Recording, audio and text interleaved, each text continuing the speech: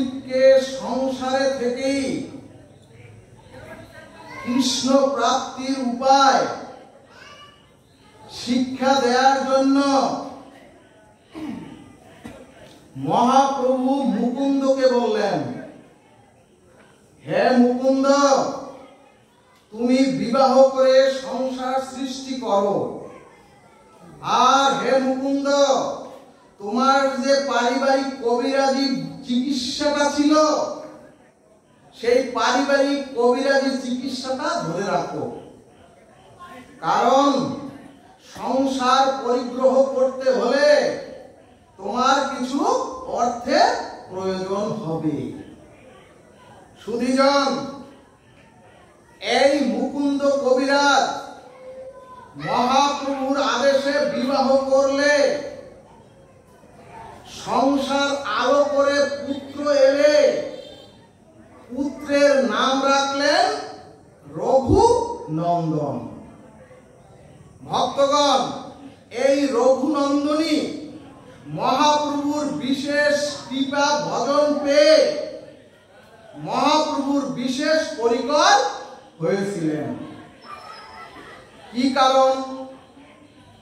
কারণ হলো মুকুন্দ এবং তার স্ত্রী সেই সন্তান রঘুনন্দনকে তাদের কোলে নিয়ে প্রতিদিন প্রভাতে ভাগবত পাঠ শোনাতেন রঘুকে।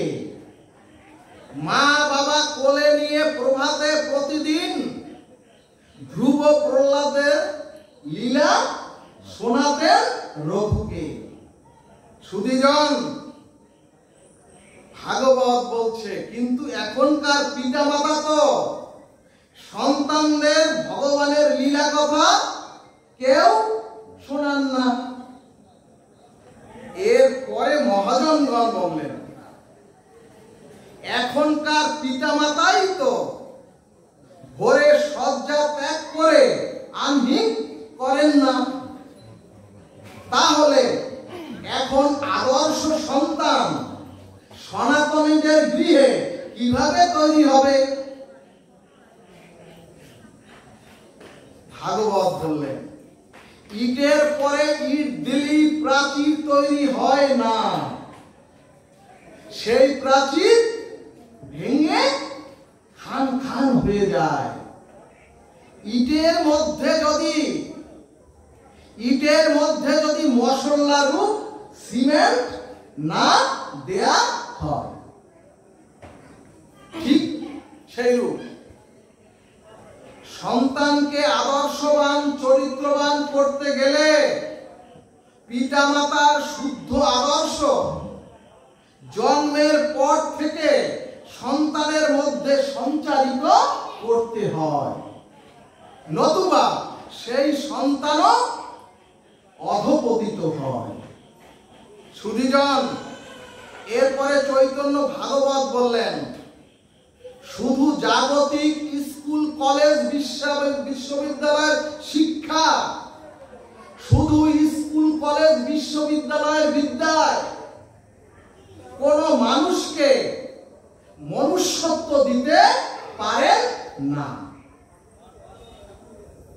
এরপরে বললেন, যদি তোমাদের এই জাগতিক শিক্ষায় মানুষকে মনুষ্যত্ব দিতে পারত, তাহলে শিক্ষিত সমাজে এত স্খলন হতো না।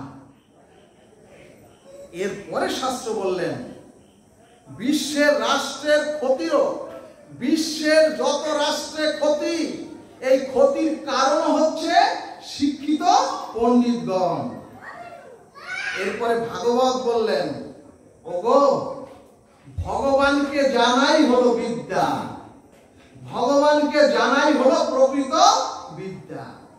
এবং প্রকৃত বিদ্যায় মানুষকে বিবেক, বিচার, মনুষ্যত্ব জাগৃত করে দেয়। সুধীজন, প্রকৃত বিদ্যায় মানুষকে দীনতা, দৈন্যতা এবং নিরহংকার করে দেয়। বলো না গো, রাধে রাধে।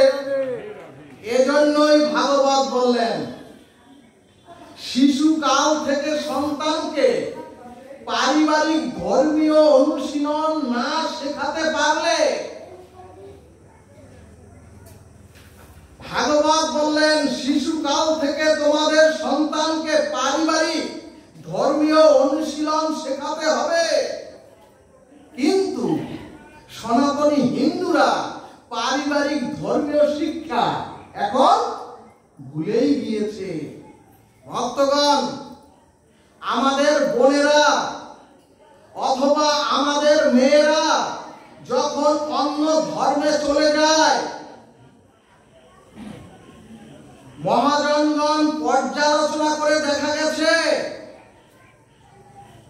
তাদের পারিবারিক কোন ধর্ম চর্চা পিতামাতাও করেন না, আর সন্তানরাও করেন না, এবং অন্য সঙ্গে মিশে অন্য সঙ্গের প্রভাবে ধর্ম ত্যাগ করে ধ্বংস হয়ে যায়। এরপরে ভাগবত বললেন পারিবারিক ভাবে ধর্মচর্চা যতদিন শুরু না হবে, সনাতনীদের গৃহে গৃহে হিন্দুরা তাদের গৃহকে যতদিন মন্দির না বানাবে, যতদিন হিন্দুদের গৃহে সকাল সন্ধ্যা করতাল বাজিয়ে নাম কীর্তন না হবে, প্রতিদিন গীতার একটি শ্লোক সকলে মিলে যদি অনুশীলন না করা হয় প্রতিদিন, তাহলে হিন্দুদের জাদুঘরে স্থান হবে অদূর ভবিষ্যতে। সুধীজন, এখন গীতার সীতার চরিত্র, এখন দ্রৌপদীর চরিত্র, এখন কুন্তির ত্যাগ, এমনকি সচী মায়ের বাৎসল্য লীলা হিন্দুরা জানেন না। এজন্যই ভাগবত বললেন সন্তানকে যদি আদর্শবান চরিত্রবান মনুষ্যত্ব না দিতে পারেন, তাহলে সবচেয়ে বেশি ক্ষতিগ্রস্ত হবে সেই পিতামাতাই। সুধীজন, অনেক বড় বড় সম্মানী প্রতিষ্ঠিত মানুষকেও একেবারে ধুলায় মিশে যেতে হয় শুধু সন্তানের জন্য। এই কারণেই প্রতিটা গৃহকে মহাপ্রভু গোবিন্দ মন্দির বানাতে বলেছেন। সুধীজন, এমনকি ভাগবত যদি পড়েন, ভাগবতের নবম স্কন্ধ পর্যন্ত মানুষের সাংসারিক আদর্শের